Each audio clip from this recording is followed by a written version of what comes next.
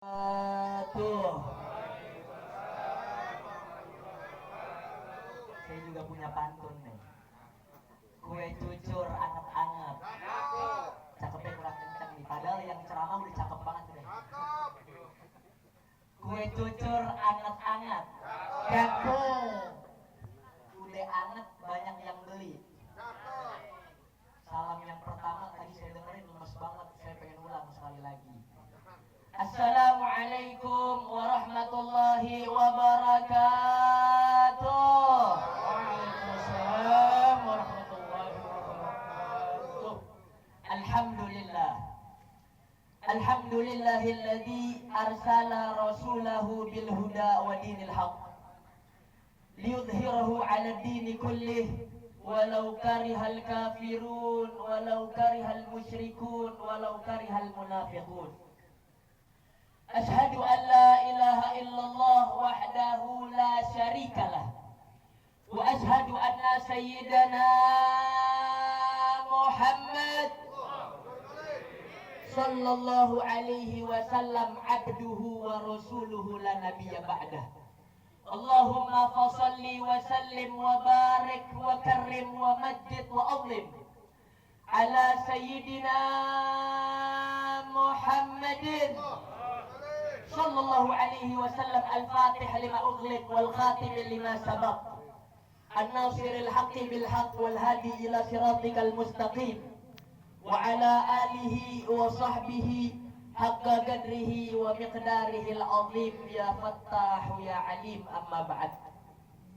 Yang pertama-tama yang kami hormati dan kami muliakan segenap keluarga besar Mbah Sumarjo dari Kebumen, Bapak Haji Marali, Ketua DKM Masjid Al-Munawwarah, Bapak Haji Mama, Bapak Ustadz Basaruddin, Bapak Ustadz Syarif Hidayatullah, Bapak Sastro dan Ibu Dasimah, beserta orang tua saya juga hadir, Bapak Irwan Suliansyah dan Ibu Rini Susiana, beserta calon pengantin yaitu Miftahul Jannah dan Om Aldi, beserta seluruh para guru, para asatid yang saya minta maaf saya tidak sebutkan namanya satu persatu tanpa mengurangi rasa hormat dan ta'zim saya.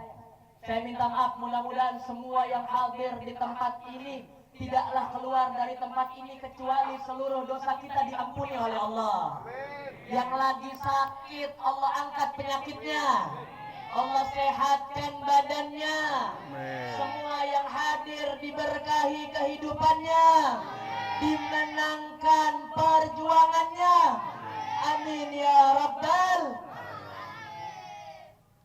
Sebenarnya saya nggak pantas ini berdiri di sini. Banyak guru-guru, banyak orang-orang soleh, banyak orang-orang berilmu di hadapan saya. Saya kagak ada pantasnya sebenarnya bicara di sini. Cuman saya minta ridhonya, saya minta ikhlasnya. Karena ini saya cuman jalanin perintah daripada kakek saya. Saya pengen berharap dengan keberkahan daripada menyenangkan orang tua, saya mendapatkan ridhonya Allah Subhanahu wa taala. Saya minta izin dari para guru-guru dan juga para orang-orang tua saya. Karena saya mungkin gak pantas berdiri di sini juga. Yang pertama, saya belum nikah, tapi nyampein pesan tentang nikah. Makanya saya minta ridhonya, saya minta ikhlasnya daripada guru-guru. Mudah-mudahan yang sedikit saya sampaikan bisa bermanfaat insyaallah. Amin ya rabbal alamin. Alhamdulillah, Nabi Muhammad sallallahu alaihi wasallam di dalam hadisnya, satu ketika beliau pernah menjelaskan satu hadis yang mana hadis ini diingat dan dicatat bahkan dikenang abadi selamanya, saudara. Bahkan kalau kita baca kitab-kitab salaf, kita kalau baca kitab-kitab ilmu, banyak ulama-ulama kita letakkan hadis ini di bab yang pertama, saudara. Apa hadisnya? Nabi Muhammad sallallahu alaihi wasallam bersabda, "Innamal a'malu binniyat wa innamal likulli imri'in ma nawa." Mungkin kita udah sering dengar ini hadis. Kata Nabi Muhammad sallallahu alaihi wasallam, sesungguhnya segala perkara itu tergantung dengan niatnya. Dan sesungguhnya seseorang akan mendapatkan apapun sesuai dengan apa yang dia niatkan. Maka apa maknanya? Semakin kita bagus di dalam niat ketika kita beribadah, maka semakin besar pahala yang kita dapatkan di sisi Allah Subhanahu wa taala.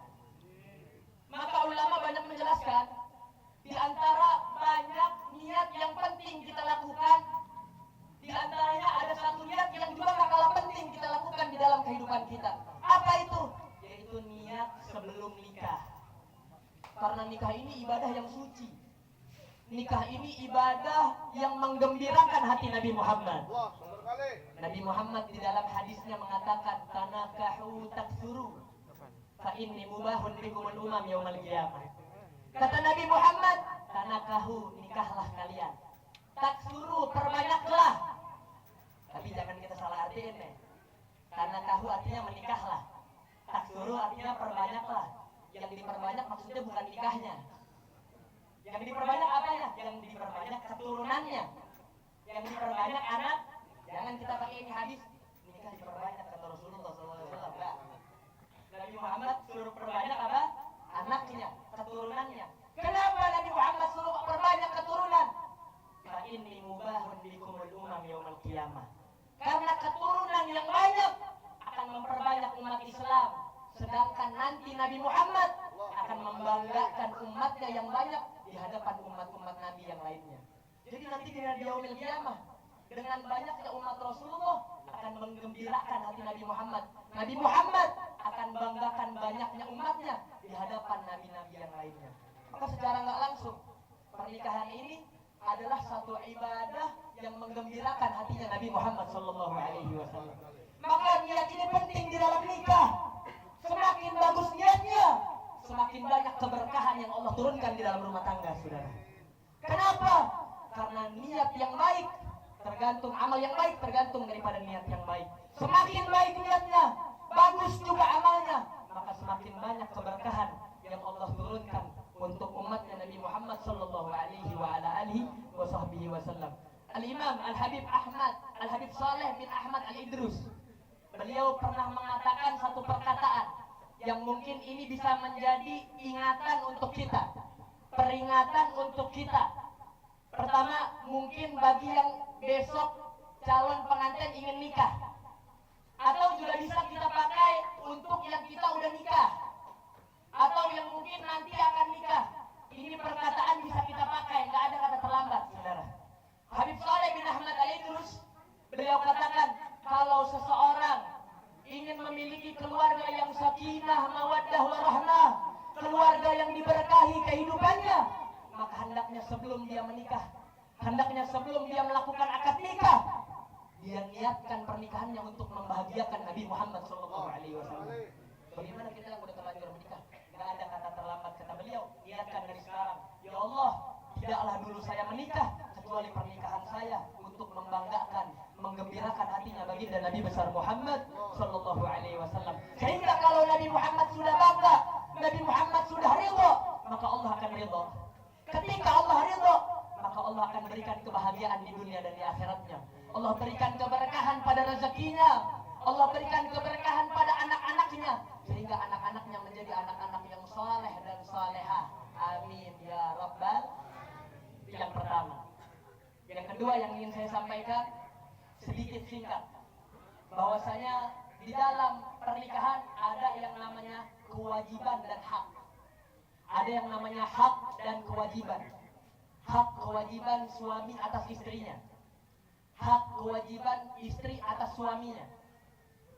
Yang mana hak dan kewajiban ini sangat penting di dalam pernikahan.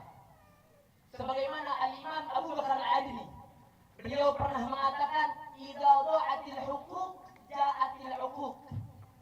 Apa kata beliau? Kalau hak dan kewajiban sudah ditinggalkan, maka kedepannya yang akan timbul adalah kedustaan dan kedurhakaan. Baik suaminya yang akan jadi durhaka atau istrinya yang akan jadi durhaka. Kenapa?